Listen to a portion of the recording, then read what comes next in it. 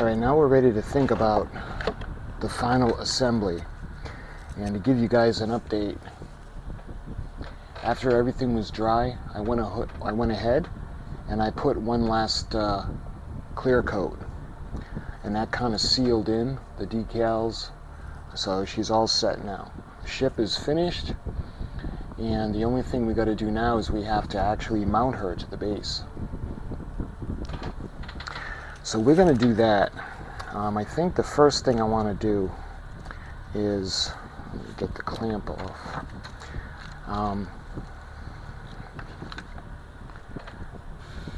This part over here, I want to trim it down so that when we put it into the base, it'll actually be the right length. And then we'll just touch up the stand a little bit. But let me show you what I mean. See, this has got to come down just a little bit.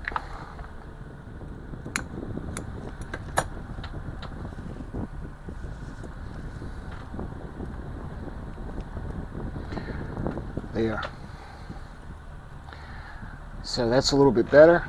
You can see it's going to be a little closer now. So when we mount this or glue this to the base, we won't have to worry about the pipe or the tubing interfering. There. Also means we won't have to put a large hole in the base. We just have to put enough to get the wires through. You see, we're going to have to drill just behind it. So we're going to drill right at that point, right over here. Almost like in the crotch of the star. Right over there. So I think what I want to do, actually this one might be a little better because it's not as large.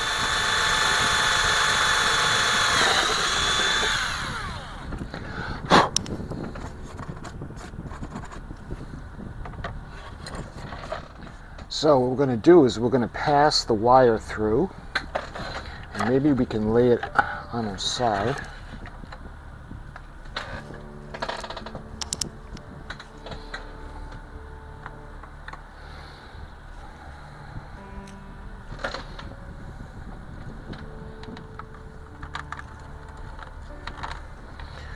There. That looks good. So now what I want to do is we're going to use a little bit of the super glue, and we're going to put some where the stand is going to go.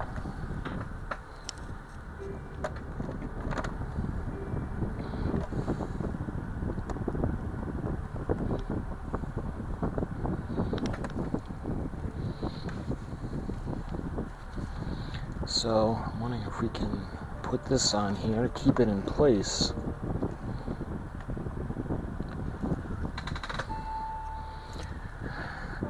That might work.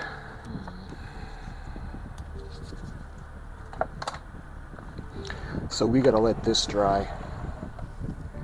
When that's nice and solid, then we can think about wiring up the bottom. And that'll finish the model, basically. But while we're waiting for that to dry, I want to show you we have the switch.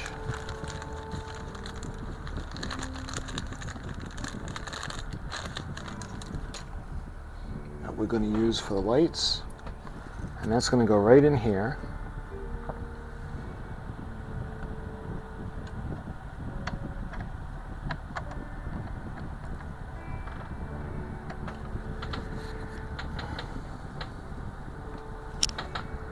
Looks like we're going to need to trim it out a little more.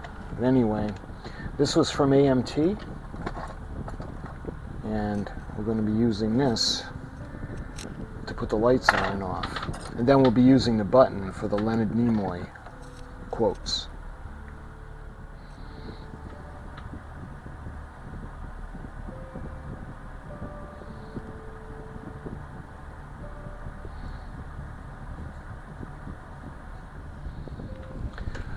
Okay, so this had some time to dry because it's a little bit wobbly. I wanted to make sure it was absolutely dry before we moved on. So I got a couple of things to tell you guys right now. So when it comes to the bottom, let me get my clamp just so we can have something to support her when we flip her over. So let's put this over here, just like that. So I want to talk to you guys about the bottom. When it comes, the whole reason I had made this with the SMDs is because the SMDs was small and I wanted to be able to light the ship. Now the ship is 1/1000 scale, so it's really tiny. The thing I didn't take into account though was we were running off a 3-volt power pack, and 3 volts with the SMDs is still very bright. The problem that I ran into was that the board from Tenna Controls, the navigational strobe board, it's geared for 9 to 12 volts. So the problem I was running into was there just wasn't enough power to power everything. The problem that I'm having is I can't go the 12 volts because we didn't put resistors in. So every SMD in the ship would be blown, and I do not want that to happen. That is the absolute worst case scenario. So what I want to do is I'm going to go the conservative route, and we're just not going to be able to put this in because we don't have enough power. We will use this for other projects. So what we're going to do now is we're actually going to power everything into the switch, and we're going to bring everything together for the final assembly. So let's get to work on getting the switch and getting the power supply in, and then we'll hot glue the pack into place, and we'll keep it so that we'll be able to actually go ahead and remove the batteries when we need to.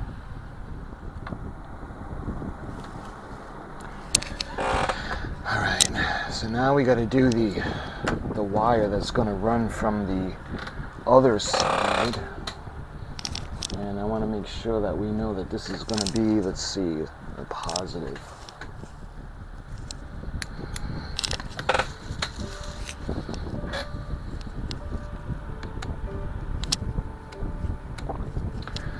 So when we put the switch on, you can see all the lights are going to come on, and we just have to solidify them all.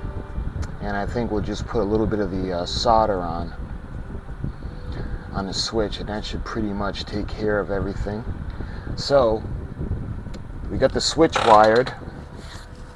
So what we're going to do is we're going to actually hot glue the battery base into position, and we're going to kind of neaten everything up. So I think the first thing I want to do is we're actually going to go ahead and we're going to do a little bit of soldering on the switch.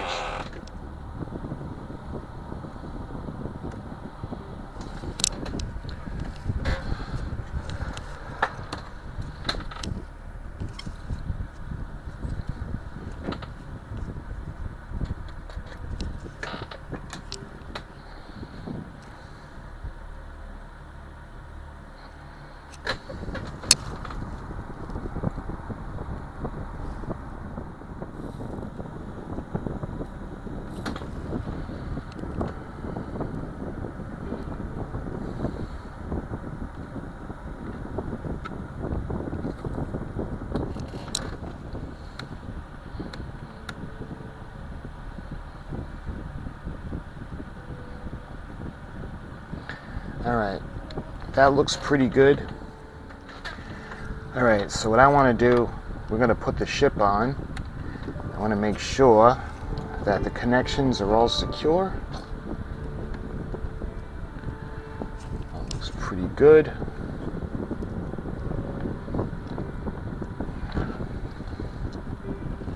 What we're going to do is we're going to start to put the battery pack in a spot where we can actually reach it, but I want to get these wires kind of cleaned up a little bit as well.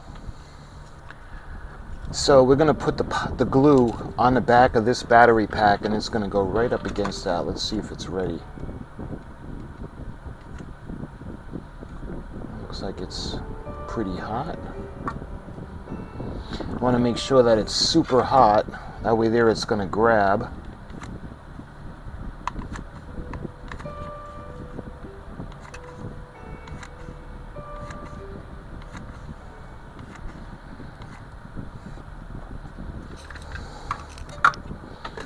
And we're going to put this right up against the base. Make sure it doesn't interfere with the speaker.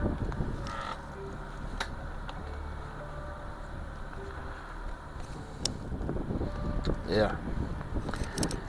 So when we bring it over now, we'll be able to put it off.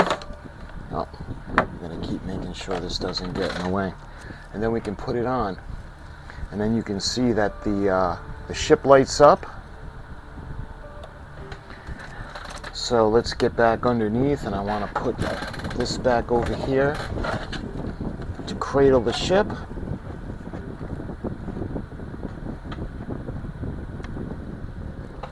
All right, let's put it off. Okay, so now what we got to do is we're going to glue the section of the tubing, because we want to make sure that, see, what I want to do is I want to make it actually look like it's part of the base. And we can do that by actually gluing it into position. So let me go ahead, and we're going to use just a little bit of the glue.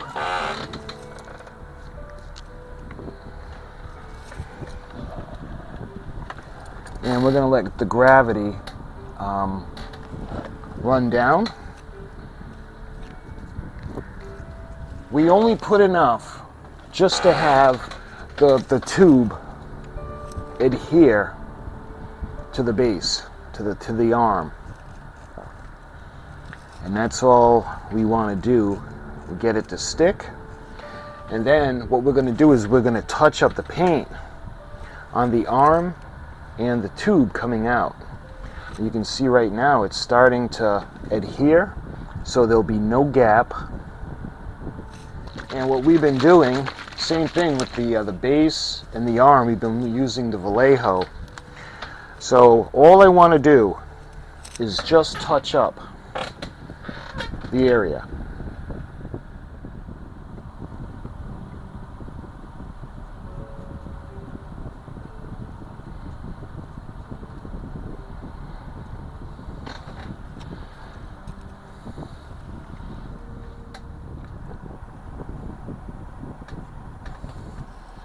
So that looks pretty good.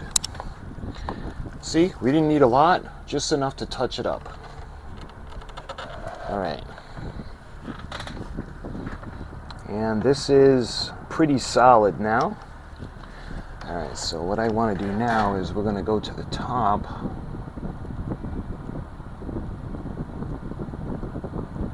So we got the switch wired, so we can go ahead, and when we put the switch, the ship lights up. And let's take a look around the U.S.S. Nimoy. We have the you can see I wanted to light it just like the refit. That's why we have the lights lighting up the nacelle pylons and the saucer pylon. We also have the illumination of the registry markings on top of the deck of the primary hull. And you can see looking at the bottom. Now, one of the things that I had wanted to do that we're going to do maybe when I do the finished model video to close out this series, you may notice that the navigation lights aren't on. I still haven't given out hope. I think what I might end up doing is I might put another battery pack in, so that'll be another source, and we'll have 3 sources, one for the sound, one for the lights, and one for the navigational strobe. It might be, seem excessive, but it's my own error. I'm still learning, and that's why I wanted to put it in the video, just because I like to put all my, well, I don't like putting my mistakes out for everyone to see, but the reason I do it is so you guys don't make the same mistakes. So let's go ahead and actually listen to the sound effects that we put in. So I said to the director, I think we should have some special greeting that Balkans do. Because he said, what do you do? I said, well, you know, humans, we have these rituals, things that we do. We shake hands, we nod to each other, we bow to each other, we salute each other. What do Balkans do? So I suggested this. He said, okay. And that's how we did it as a greeting, a Balkan greeting. Boy, that just took off through the culture. It was amazing. Within days after it was on the air, I was getting it on the street. People doing this to me, waving to me in this Balkan gesture. That's interesting. And it's been that way to this day. It's almost 50 years later. People are still doing it. There was a scene in which the ship was being threatened by some outside problem, outside dangerous force. And there was a lot of activity on the ship. The captain was saying, do such and such, press this button, do this, do warp 3, get us out of here, and so forth. Other people are reacting and scurrying around. And I think I'm remembering correctly that Spock had one word to say, and the word was fascinating. And we're looking at this thing on the screen, and everybody else is reacting, oh, look at it, blah, blah, blah, blah, blah, and I got caught up in that energy, and I said, fascinating. And the director said, brilliant note, said, be different, be the scientist, be detached. See it as something that's a curiosity rather than a threat. Thank you. I said, fascinating. Well, a big chunk of the character was born right there. Space, the final frontier. These are the continuing voyages of the starship Enterprise. Her ongoing mission to explore strange new worlds, to seek out new life forms and new civilizations, to boldly go where no man has gone before.